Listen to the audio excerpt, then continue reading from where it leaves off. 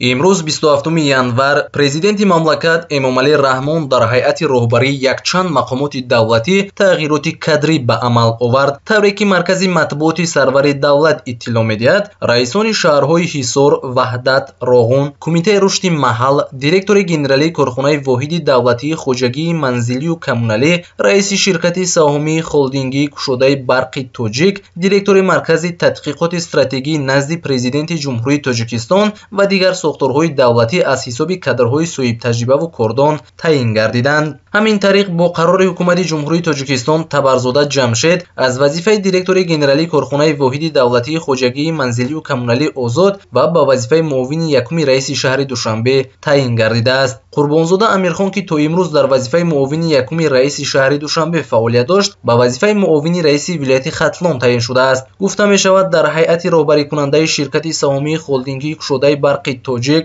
ва корхонаи воҳиди давлатии хоҷагии манзилию коммуналӣ раис ва муовинон аз ҳисоби мутахассисон таъин гардиданд.